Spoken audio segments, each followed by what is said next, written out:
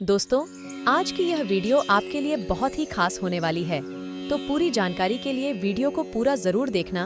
Video को शुरू करने से पहले अगर आप श्री कृष्ण जी को मानते हैं तो कृष्णा इंस्पायर्ड 7000 के चैनल को जरूर सब्सक्राइब करें।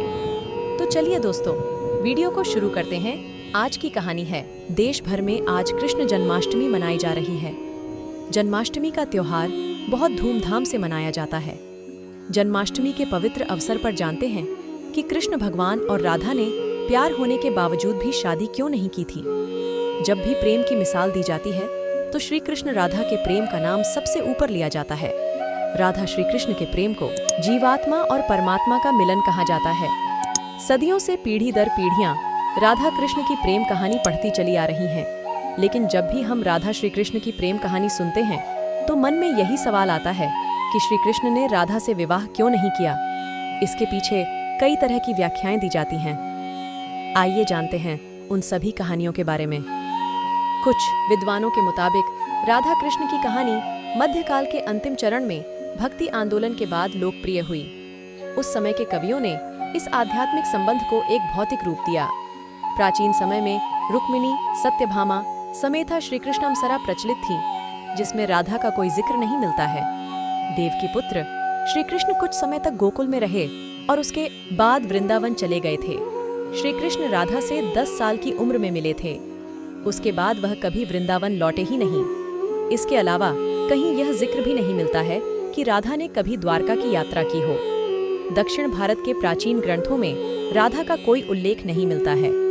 राधा ने श्री कृष्ण से विवाह करने से किया था इनकार। एक मत यह भी है कि राधा ने श्री कृष्ण से विवाह करने से मना कर दिया था, क्योंकि उन्हें लगता था कि वह महलों के जीवन के लिए उपयुक्त नहीं है। राधा एक ग्वाला थी, जबकि लोग श्री कृष्ण को किसी राजकुमारी से विवाह करते हुए देखना चाहते थे। श्री कृष्ण ने राधा को समझाने की कोशिश की, लेकिन राधा अपने निश्चय में दृढ़ थी। एक अन्य प्रचलित व्याख्या के मुताबिक राधा ने एक बार श्री कृष्ण से पूछा कि वह उनसे विवाह क्यों नहीं करना चाहते हैं। तो भगवान श्री कृष्ण ने राधा को बताया कि कोई अपनी ही आत्मा से विवाह कैसे कर सकता है। श्री कृष्ण का आशय था कि वह और राधा एक ही हैं, उनका अलग अलग अस्तित्व नहीं है। राधा को यह एहसास हो गया था कि श्री कृष्ण भगवान हैं और वह श्री कृष्ण के प्रति एक भक्त की तरह थीं। वह भक्ति भाव में खो चुकी थीं, जिसे कई बार लोग भौतिक प्रेम समझ लेते हैं। इसलिए कुछ का मानना है कि राधा और श्री कृष्ण के बीच विवाह का सवाल पैदा ही नहीं होता है। राधा और श्री कृष्ण के बीच का रिश्ता एक भक्त और भगवान का है। राधा का श्री कृष्ण से अलग अस्तित्व नहीं है। विवाह के लिए 2 लोगों की आवश्यकता होती है। कुछ लोग इसकी इस तरह से भी व्याख्या करते हैं कि सामाजिक नियमों ने राधा कृष्णा की प्रेम कहानी में खलनायक की भूमिका निभाई।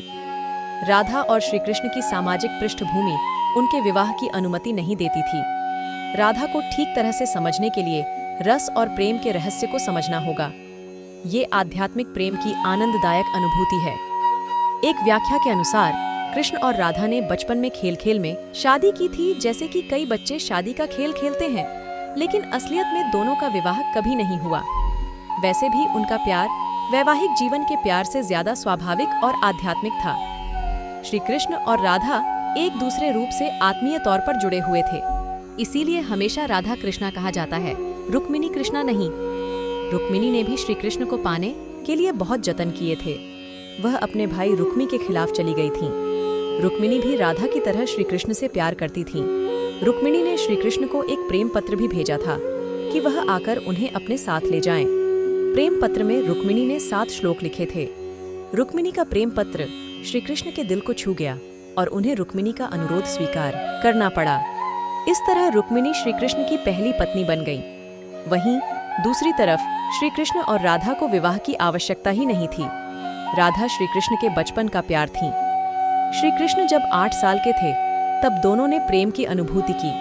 इसके बाद पूरी जिंदगी श्री कृष्ण से नहीं मिली। राधा श्री कृष्ण के दैवीय गुणों से परिचित थीं। उन्होंने जिंदगी भर अपने मन में प्रेम की स्मृतियों को बनाए रखा। यही उनके रिश्ते की सबसे बड़ी खूबसूरती है। क्या श्राप ने राधा कृष्ण का नहीं होने दिया मिलन?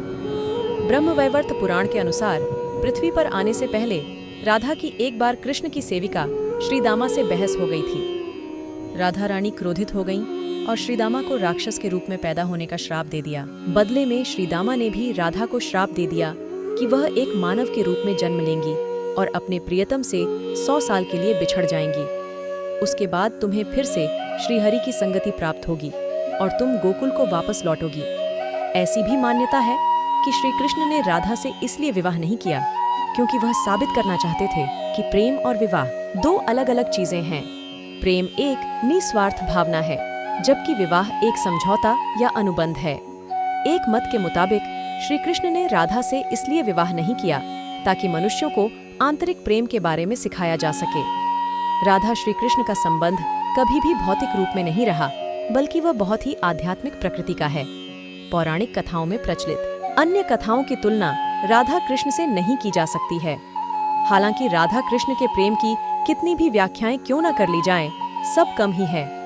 उनका प्रेम हमेशा मानव जाति के लिए आध्यात्मिक प्रकाश की तरह जीवित रहेगा। यह कहानी आपको कैसी लगी? अगर अच्छी लगी तो प्लीज़ हमारे चैनल को सब्सक्राइब, लाइक, कमेंट, शेयर दोस्तों के साथ ज़रूर करें। Thank you.